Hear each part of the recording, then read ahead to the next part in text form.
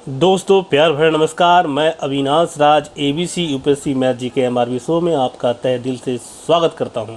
तो कैसे हो मेरे दोस्तों, इंटेलिजेंट दोस्तों, मेरे बाबू, मेरे सरकार, मेरे ऑफिसर्स, कैसे हो आप?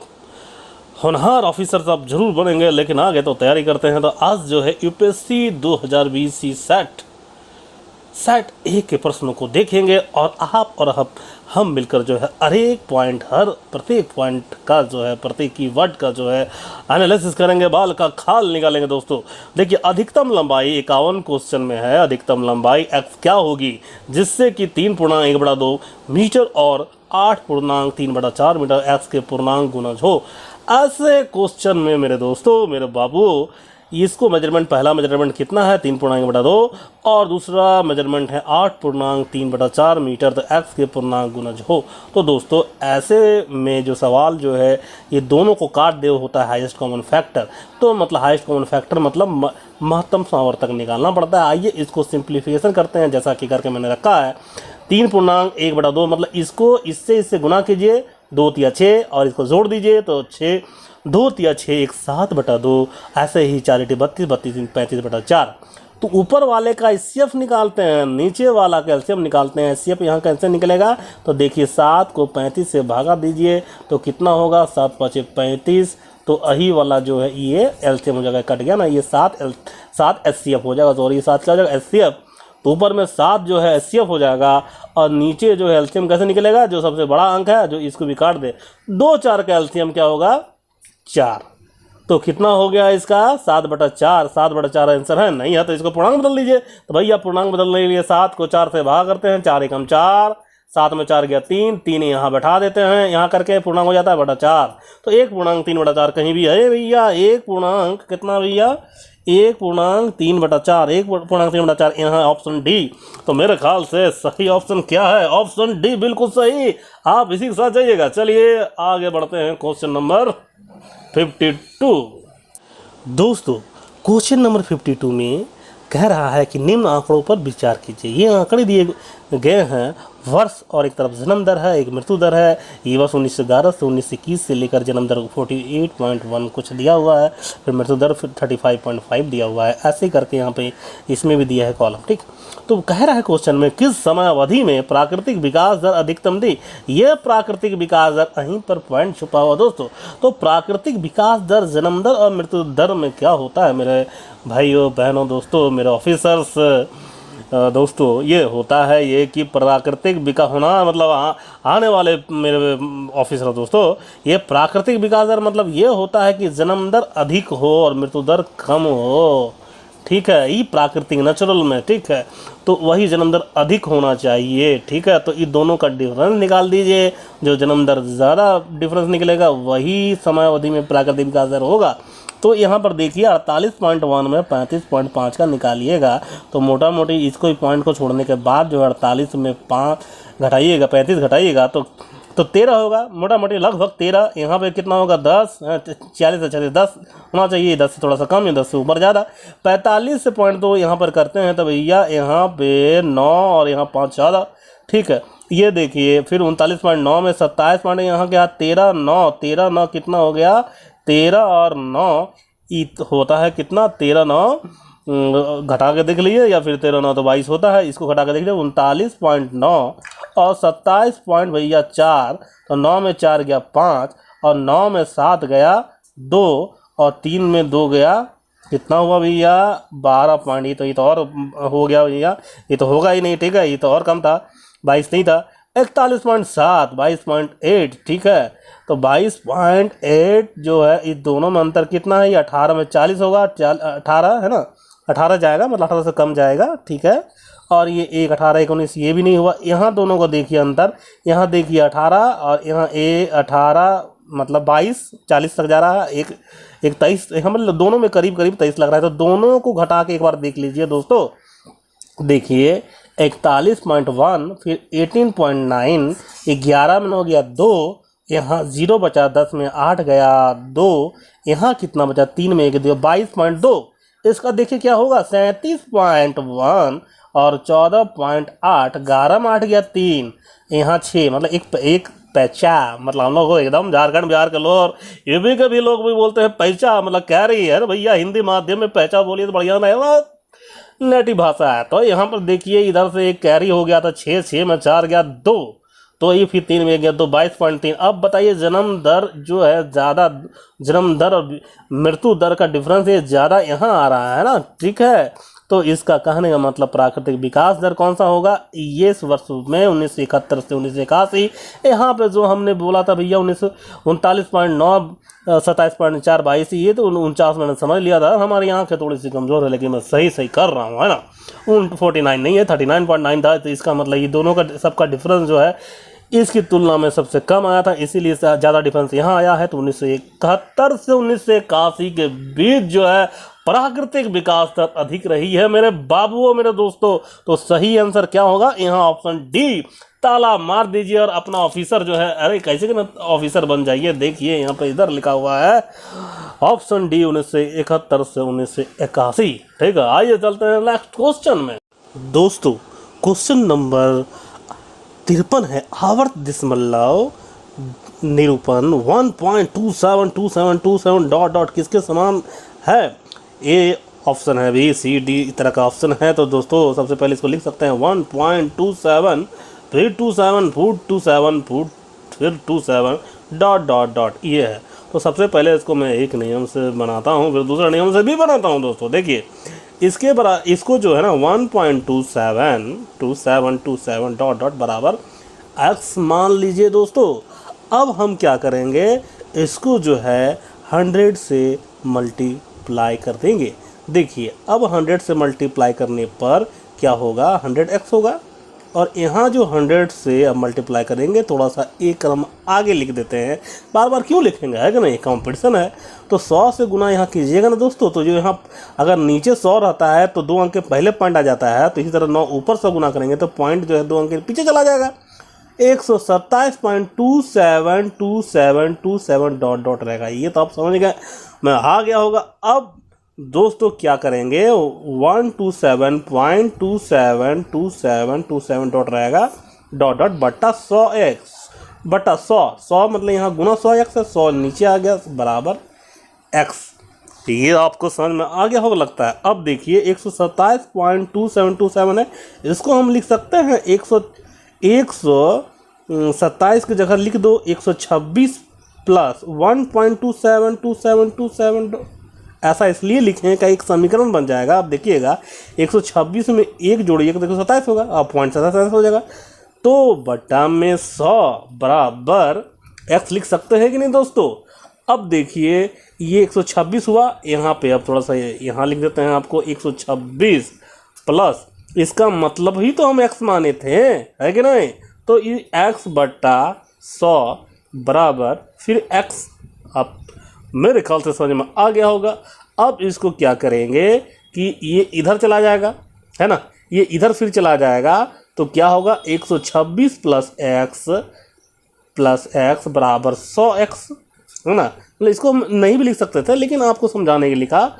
तो x उधर चला जाएगा दोस्तों, तो 126 बराबर 100x में ये प्लस x है ना, उधर जाएगा तो भैया माइनस x, 100x में चला गया x 99x, तो x बराबर, तो x क्या है, यही है ना, इतना बराबर क्या होगा 126 बट्टा 99।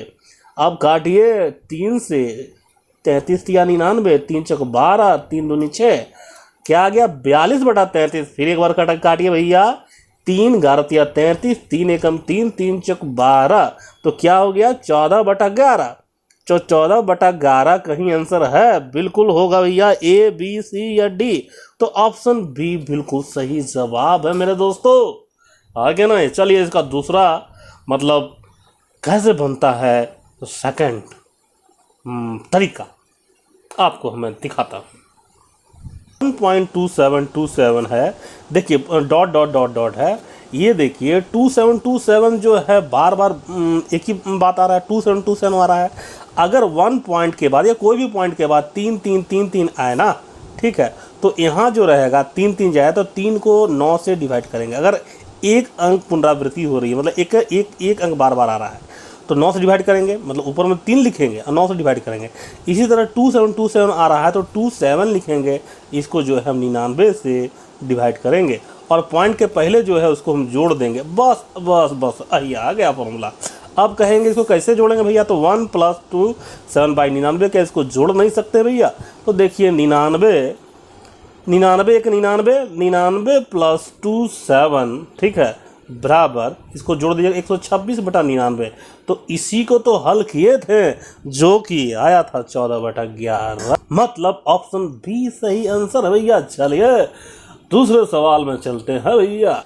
दोस्तों क्वेश्चन नंबर जो है 54 में है, 4 अंकों की सबसे छोटी संख्या कौन सी है जिसे 3, 4, 5 और 6 से विभाजित करने पर प्रत्येक बार 2 शेष बचता है। देखिए सबसे पहले इसका जो है, इसका आप जो है एलसीएम निकालिए और वो संख्या जो है देखिए कि क्या उसको 3 से भाग देने पर या 4 से या 5 से 6 से भाग देने पर जो है शेष 2 बचता है।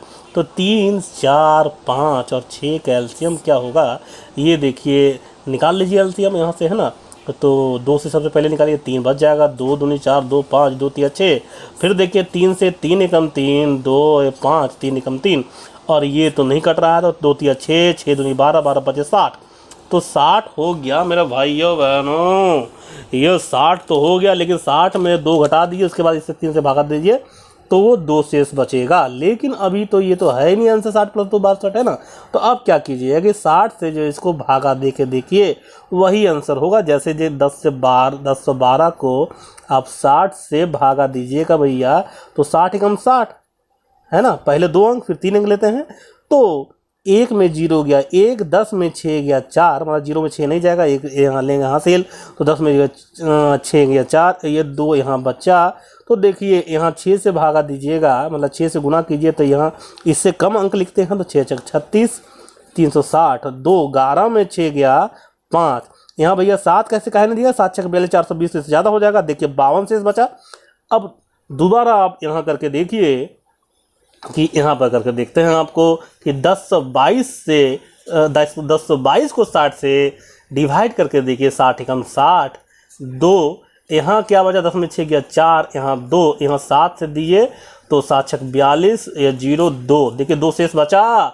तो इसका मतलब 2 जो शेष बचा यहाँ 1022, तो यही 1022 जो है ये 3, 4, 5, 6 से विभाजित कीजिएगा तो हर हाल में 2 शेष बचेगा, क्योंकि एलसीएम से जब 2 शेष बचता है एलसीएम से भागा देने पर, तो इससे भी भागा देने पर से ज़रूर बचेगा। आइए क्या हम एक बार इसको सिद्ध कर ले, सर ये सिद्ध कर लेते हैं भैया। 6 से दे के देखते हैं, 10 2 2, 6 एकम 6, 4 6 फिर 6 आया, फिर 6 7 42, ठीक है, फिर 2 1 कट गया, तो इसका मतलब 2 नीचे आया कि नहीं आया भैया, 1 0 यहाँ पर बैठा देंगे, काहे कि क्योंकि 2 अंक का हम प्रयोग यहाँ पे किए थे। ये आपको जो है डिटेल से फिर इसको फिर बताया जाएगा। तो आप ये बताइए यहाँ पे 2 आया कि नहीं से, इसी तरह इससे भी डिवाइड कीजिएगा तो 2 बिल्कुल आएगा भैया। तो इसका मतलब सही आंसर क्या होगा, 1022। चलिए चलते हैं नेक्स्ट क्वेश्चन में, तैयारी बढ़िया से कीजिएगा भैया दिल से। तो दोस्तों क्वेश्चन नंबर 55 मतलब 55, एक शहर की वयस्क समष्टि में 40% पुरुष और 30% महिलाएं विवाहित है, मतलब मैरिड है।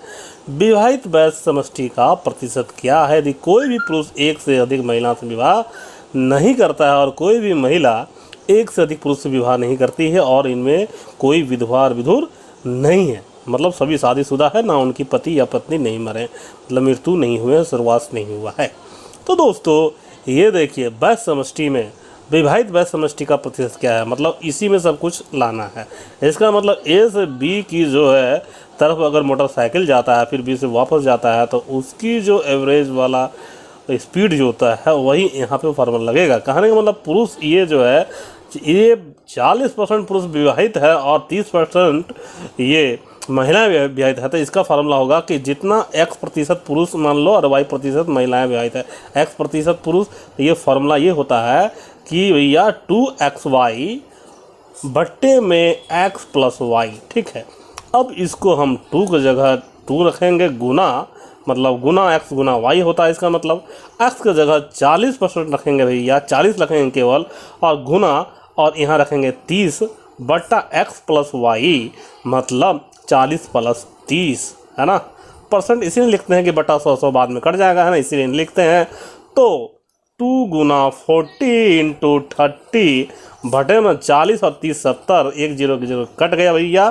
अब कट रहा है, यहाँ पे नहीं कट रहा है, तो 2 दिया 6, अब 6 चौक 24, 240 बटा कितना हो गया 7। अब इसको डिवाइड करेंगे, मतलब इसमें तो पूर्णांक में है और एक यहाँ 34% तो है नहीं, होगा नहीं इसका 34%, तो 240 को 7 से भैया डिवाइड करने पर 7 या 21 के 1 यहाँ 4 में गया 3 0। अब 7 चौक 28, अब यहाँ 2 तो 2 यहाँ बैठा देते हैं ना, पूर्णांक में बदल रहे हैं ना, है ना। तो क्या हुआ 34.2/7, 34.2/7% कहीं पे है, बिल्कुल है भैया, ऑप्शन सी में बिल्कुल सही जवाब है इसका होगा। दोस्तों ऐसे प्रश्न में ज़्यादा फंसिए नहीं, इसको छोड़ देना ही बेहतर। अगर इसका फॉर्मूला अगर ट्रिक रट लिए हैं तो कोई बात नहीं, नहीं तो फिर इसको x मान के भी आप बना सकते हैं, लेकिन थोड़ा कन्फ्यूजन होगा x में। अब 35% उसका आंसर आ जाएगा शुरुआत में, नहीं तो आप थोड़ा सा मतलब उसमें अगर दिशा डायरेक्शन अगर भटक जाते हैं तो ठीक है। तो इसके बारे में थोड़ा चर्चा करने के लिए इसको मैं अलग से आपको पढ़ाऊंगा दोस्तों। चलिए चलते हैं नेक्स्ट प्रश्न पर। देखिए क्वेश्चन नंबर 56 है कि जब 51 इंटू 27 इंटू 35 इंटू 62 इंटू 75 को 100 से विभाजित किया जाता है तो शेष फल क्या है। तो मेरे दोस्तों 100 से देखिए 51 ऐसे लिखिए, गुना 27 गुना 35 गुना 62 गुना 75 बटा 100 से डिवाइड कीजिएगा ना, तो शेषफल क्या होगा। तो दोस्तों इसको सबसे पहले सब मल्टीप्लाई कीजिएगा तो टाइम बहुत बर्बाद होगा, ये तो आप भी जानते हैं। फिर 100 से डिवाइड कीजिएगा तो क्या करें, तो देखिए दोस्तों ये करते हैं। देखिए 25 तिया 75, ठीक है, 25 तिया 75 यहाँ होगा, ये 25 चौक 100 होगा, कहीं 4 से कटेगा ना, 25 चौक 100 हो गया। ये समझ में आया कि नहीं आया आपको। अब देखिए 25 बार में काटे ना तो 25 वाला लिख दीजिएगा, काहे लिखेगा अभी देखिएगा। अब ये दोनों ही कटता है भैया, ये दोनों में देखिए तो हाँ 2 दूनी 4, 2 31 दूनी 62। अब इसको टोटल गुना करेंगे, 2 से भागा देंगे, अभी देखते हैं क्या होगा। तो यहाँ 2 से ही किए थे ना, दोनों को 2 से ही डिवाइड किए थे। अब बताइए कि 2 से इसको यहाँ पे भागा दीजिएगा, जितना भी आएगा तो शेषफल क्या होगा, न्यूनतम शेषफल क्या होगा कि इससे कम मतलब 1 होगा। तो आप जान रहे हैं, तो ऑप्शन डी में, जी हाँ ऑप्शन डी में 1 दे ले, देखिए इसके नीचे से ऑप्शन डी है ना 1, तो इसका सही हो जाएगा। नहीं होगा भैया, बिल्कुल बाबा जी का ठुलू मिल जाएगा यहाँ पर। कैसे वो आपको बताते हैं। अभी देखिए एक एग्जांपल लीजिए कि मान लीजिए आप जैसे कि क्या कहते हैं, जैसे मान लीजिए कि 15 से 95 को डिवाइड कीजिएगा तो इस फल कितना बचेगा। देखिए अगर ऐसे डिवाइड करते हैं ना 15 को 95 से 15, 15 छक 90, तो 5 शेषफल बचता है। लेकिन इसको सिंप्लीफिकेशन कीजिएगा तो 5 तिया 15, 19 बचे 95, तो 19 को 3 से भागा दीजिएगा तो 3 छक 18 और 1 शेषफल बचा ना। तो इसका मतलब सिंप्लीफिकेशन नहीं करना पड़ता है, इसीलिए हम सिंप्लीफाई किए, क्योंकि हम जो है ये सारा मल्टीप्लाई नहीं करना चाहते थे। तो इसका मतलब नहीं करना चाहते थे तो उपाय क्या होगा डिवाइड देने का, जिससे भागा किए थे ना, और जो शेषफल न्यूनतम 2 से आया, मतलब यहाँ पे जैसे यहाँ पे तो हम दोनों को किससे भागा दे दिए थे है, मतलब 5 या 15, 5 से 5 दोनों से कटा था तो 5 से ही जो शेषफल वाला को गुना, शेषफल जो यहाँ पे आया है इसे गुना कीजिए, 5 एकम 5। तो इसी तरह यहाँ पर जो शेषफल 1 आया है ना, तो जो यहाँ 25 से एक बार भागा दिए थे, एक बार 2 भागा दिए थे, 25 दूनी 50, तो 1 को 50 से गुना कर दीजिए मेरे इंटेलिजेंट दोस्तों, तो 50। तो इसका मतलब ये सही ऑप्शन क्या होगा, ऑप्शन ए में ताला लगाइएगा और आप प्रीलिम्स पास कर जाइएगा, है कि नहीं दोस्तों। ऐसे भी 33% लाना पड़ता है। तो चलिए नेक्स्ट सवाल में चलते हैं दोस्तों क्वेश्चन नंबर 57 में बोल रहा है कि 2500 की एक धनराशि को 2500 रुपया एक धन है, कोई धन है जिसमें एक्स वाई जेड 3 आदमियों में इतने अनुपात में वितरित किया गया जाता है, तो अधिकतम अंश और न्यूनतम अंश मतलब 3 आदमी में एक आदमी के पास कम से कम होगा, एक आदमी के पास सबसे ज़्यादा होगा, तो दोनों के बीच का अंतर बोल रहा है यही निकालना है। तो सबसे पहले किस अनुपात में बांटा गया, ये देखिए 1/2, फिर है 3/4, फिर है 5/6। तो सबसे पहले इसका एलसीएम निकालिए, तो 2 और 4 6 का एलसीएम 12 होगा, इसलिए कि सबसे बड़ा क्या है 6, लेकिन 2 से तो कटता है लेकिन 4 से नहीं कटता है, तो 6 का हम पढ़ेंगे क्या टेबल, 6 दूनी 12, तो 12 से दोनों एलसीएम होगा, तो 12 से सबसे मल्टीप्लाई कीजिए, तो 12/2, फिर 12 गुना 3/4, फिर 12 गुना 5/6। देखिए 6 दूनी 12, 4 तिया 12, 2 छक 12, कितना है 6, 3 तिया 9 और 2 पचे 10। इस अनुपात में बांटा गया है दोस्तों। ठीक है, तो ये 25 रुपया में एक्स को कितना मिला होगा, तो एक्स को 6 मिला कितना में, 6 9 15 15 10 25, मतलब 6/25 में ही तो मिला है ना दोस्तों 2500 रुपया। तो इसको भागा दीजिए, 25 से कम 25, 0 कहने मतलब 600 रुपया किसको मिला, एक्स को मिला। अब छोटा ये है, सबसे बड़ा क्या है जेड, यहाँ पर 10 आया अनुपात, तो जेड का निकालिए मेरे दोस्तों, प्यारे दोस्तों। तो 10 बट्टा टोटल कितना हुआ 6 9 और 10 25 और गुना 2500 में ही तो मिल रहा है। 25 से कम 25 और 2 को 0 बैठा दो, तो 1000, जेड को 1000 रुपया मिला और एक्स को कितना मिला 600 रुपया। दोनों के बीच का अंतर 1000 में 600, ये कोई भी पहला क्लास वाला भी घटा देगा भैया। तो ऑप्शन क्या है सही, ऑप्शन सी 400 बिल्कुल सही जवाब है कि नहीं। चलिए बढ़ते हैं नेक्स्ट क्वेश्चन पे। मेरे प्यारे ऑफिसर, भावी ऑफिसर, मेरे बनने वाले ऑफिसर, मेरे बाबू, अब देखिए इसमें जो है आपको क्वेश्चन नंबर 58 में कह रहा है कि n के किस मान के लिए संख्या 10 का पावर n + 1 में अंकों का योग 2 है। दोस्तों देखिए इसके सवाल के लिए जो है ना 10 का पावर n + 1 प्लस यहाँ नहीं है, +1 यहाँ है, ठीक है। मैं अंकों का योग मतलब अगर इसका ट्रांसलेशन फॉर्म मतलब अंग्रेजी में देखिएगा तो बोला कि डिजिट का जोड़ जो है, थोड़ा यहाँ कंफ्यूज कर जाइएगा भैया, तो उसको भी कभी कभी अंग्रेजी वाला देख लीजिए समझने के लिए, बढ़िया से अंडरस्टैंड करने के लिए। अब देखिए 10 का पावर n बराबर 10 का पावर n + 1 जो है, इसका को जो कोई भी n का मान क्या मान रखेंगे कि दोनों का योग जो है मतलब सबका योग जो है 2 हो। देखिए n अगर हम 0 बैठाते हैं तो 10 का पावर n मतलब 0 + 1। अब 10 का पावर 0 मतलब किसी का भी पावर अगर 0 होता है तो इसका मान 1 होता है, प्लस 1 के जगह 1 तो क्या है बराबर 2। ये तो समझ में आ गया। मान लो n का मान 1 रखेंगे तो देखिए इधर भैया 10 का पावर n मतलब 1 + 1, तो 10 1 का पावर 1 मतलब 10 + 1 मतलब क्या हो गया 1 0 1 0 1 और 1 1 2, ऐसे लिख सकते हैं या ऐसे लिख सकते हैं 10 1 11। अब इसको जोड़िएगा, मतलब डिजिट को सब डिजिट को जोड़ना है, आप यहाँ दिमाग लगाना है 2। अब मान लीजिए यहाँ 2 बैठाएंगे तो 10 का पावर n, ठीक है भैया, 10 का पावर n मतलब यहाँ पे 2 + 1, 10 का पावर 10 मतलब 2 बार, 0 2 बार बैठा दीजिएगा 100, 10 गुना 10 100 + 1 तो 101। 101 को सब डिजिट को जोड़िए तो कितना होगा भैया बताइए 1 0 1 1 1 2। तो कितना भी n का मान बैठा दीजिएगा मतलब धनात्मक संख्या में, अगर केवल बोलिएगा आंसर में केवल n बराबर 0 है तो गलत हो जाएगा।